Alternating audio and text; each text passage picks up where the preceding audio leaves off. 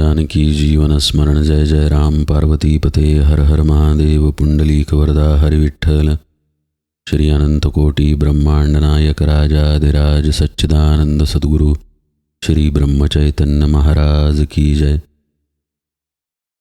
श्री महाराजांच्या सेवेमध्ये आपण विकल्प निरसन या 9व्या दशकातील 7व्या समासाचं निरूपण उजळणी स्वरूपात पाहतोय।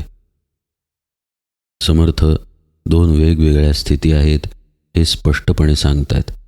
एक आहे मुक्त आणि एक आहे बद्ध, दोन्हीला एकत्र करू नका म्हणतात।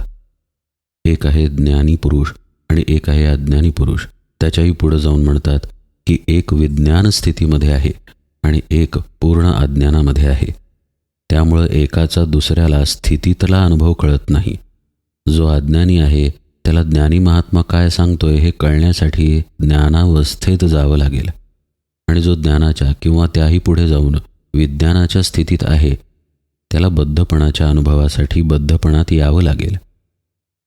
समर्थ म्हणतात, काहीच नेणिजे ते अज्ञान, सकळ जाणिजे ते ज्ञान, जाणीव राहता विज्ञान स्वयेची आत्मा। आत्मा हा विज्ञान रूप आहे, म्हणजे तिथं त्याच्याशिवाय आणि कुणी नाही आहे। ज्याला पूर्ण ज्ञान नाहीच आत्म्याचं, ज्याला देह सत्य वाटतो, तो अर्थातच नेणिजे म्हणजे नेणीव स्थितीमध्ये आहे, अज्ञानात आहे।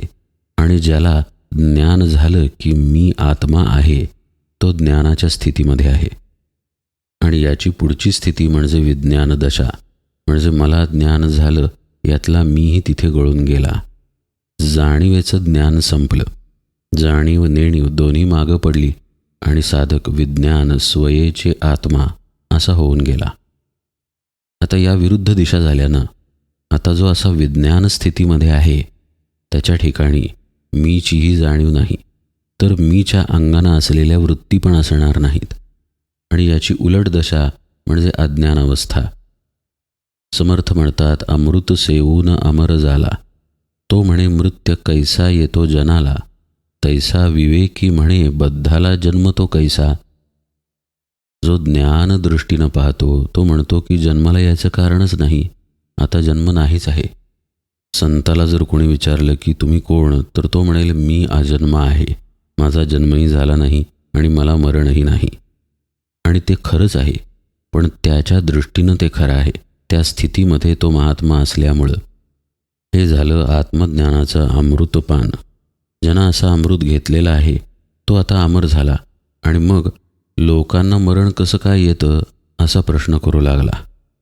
त्याप्रमाणे आत्मज्ञानी पुरुष सामान्य लोकांना म्हणतो की अहो, मनुष्य मेल्यानंतर पुन्हा जन्माला येत नाही। हे समर्थ अशासाठी सांगतात कारण ते वाक्य ऐकून पुन्हा जन्मच नाही या तर्कावरती येऊन आपल्या बद्ध दशेतच आपण राहायचं असत नाही म्हणून। बद्ध दशेतल्या व्यक्तीनं ज्ञानी अवस्थेतल्या तर्काला वापरलं तर पूर्ण परमार्थाचा विपर्यास होऊन जाईल, म्हणून समर्थ हा उपदेश करतायत। मागे आपण एक उदाहरण पाहिलेलं पहा, की वेदांमध्ये आहे, उपनिषदांमध्ये आहे की शरीर हे केवळ वस्त्र आहे, आपण मरतही नाही आणि आपण कुठे जातही नाही, कुठून येतही नाही। वस्त्राप्रमाणे शरीर बदललं जातं, गीतेतही असं सांगितलंय। म्हणून तो तर्क लावून कुणी एखाद्याला जीवे मारून टाकलं तर ते योग्य ठरणार नाही। शरीर वस्त्रासारखं आहे, ते बदललं जातं। आत्मा सच्चिदानंद आहे, हा अनुभूतीचा परमार्थ आहे। जगायचा परमार्थ निराळा आहे। अनुभूतीचा परमार्थ जगण्यामध्ये जर आपण लावला तर सगळा घोळ होऊन जाईल, गुंता होऊन जाईल। आत्मा एकच आहे आणि सर्वत्र आपणच दाटून आहे, हा भाव अर्जुनाला ठेवून युद्ध करता येणार नाही। युद्धामध्ये शत्रूला शत्रू म्हणूनच पाहावं लागेल आणि त्याचा वध करावा लागेल।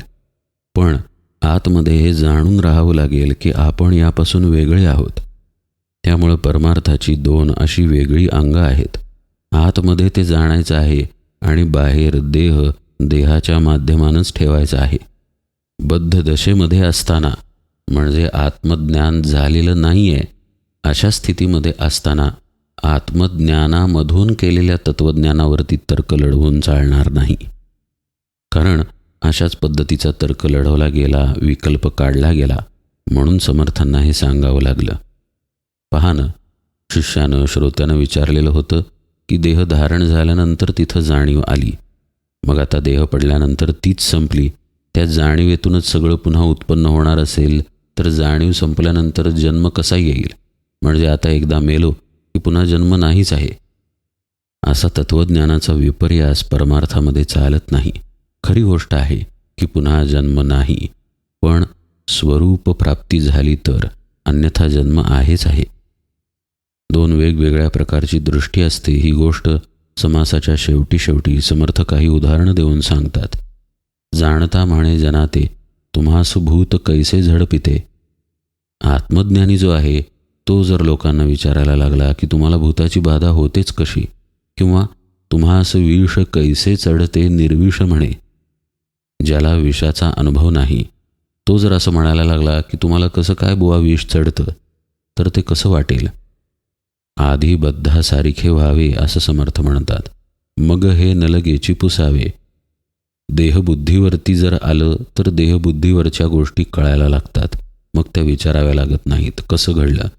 याच न्यायानं उलट तर्क पण आहे की आत्मज्ञानाच्या स्थितीमध्ये गेल्यानंतर कळतं की तिथे कसा प्रश्न नाही, आपण कसे देह नाही, मन नाही. अहो, मला तर देह मी आहे हे खरंच वाटतंय, मग आता कसं काय करणार, असा तर्क काढून चालणार नाही. देह नाही या स्थितीत पोहोचावं लागेल. समजा आपल्याला आज कोणी सांगितलं की अरे तुझ्या देहाचा तुला विसर पडूच शकत नाही, मग आपण झोपणार कसं? ते जर खरं मानलं तर झोप येता कामा नये, पण झोप येते. झोपेमध्ये देहाचा विसर नाही ही आठवण केवळ झोपेतच येऊ शकते. झोपेचा अनुभव जागृतीत नाही आणि जागृतीचा अनुभव झोपेमध्ये नाही. म्हणून समर्थ म्हणतात की विवेक दूरी ठेवून पहावे लक्षणबद्धाचे. बद्ध दशेमध्ये येऊन आपण आत्मा आहोत हे सगळं बाजूला ठेवून बद्ध दशेला पाहिलं तर बद्ध दशा कळेल. निजेल्यास चैला तो म्हणे हा कारे ओसणा तो, अनुभव पाहण्याचे आहे तो तरी मग निजोन पहावा. एक व्यक्ती झोपलेला आहे आणि झोपेत बडबड करत आहे.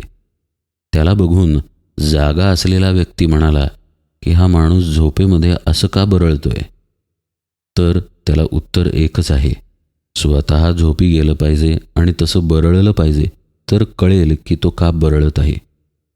दृष्टांत दिलाय बरं का. खरं म्हणजे जो झोपलाय आणि झोपेत बडबडतोय त्याला कळत नाही आहे आपण बडबडतोय ते. समर्थांना इथं एवढंच सांगायचं आहे की त्या अनुभवात गेल्याशिवाय तो अनुभव येत नाही आणि त्या अनुभवाचं विवेचन अनुभवाच्या बाहेरून तर्कानं जाणून घेता येत नाही. प्रत्यक्ष तिथं शिरावं लागेल. समर्थ समासाच्या शेवटी म्हणतात, ज्ञात्याची उगवली वृत्ती बद्धा ऐसी न पडे गुंती, भुकेल्याची अनुभवप्राप्ती धाल्यास नाही. ज्ञात्याची उगवली वृत्ती म्हणजे काय? वृत्ती आत्मस्वरूपामध्ये लीन झालेली आहे. त्याच्याकडून दृश्याचा अनुभव देहतादात्म्यतेनं भोगला जात नाही.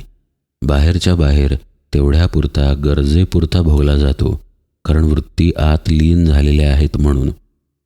आता हे अनुभूतीला कसं यायचं? दृश्य दिसत आहे पण त्यामध्ये देहासक्तीनं आपण नाही हे कळणार कसं? अर्थातच देहासक्ती सुटल्यानंतर. म्हणून समर्थ म्हणतात, भुकेल्याची अनुभवप्राप्ती धाल्यास नाही.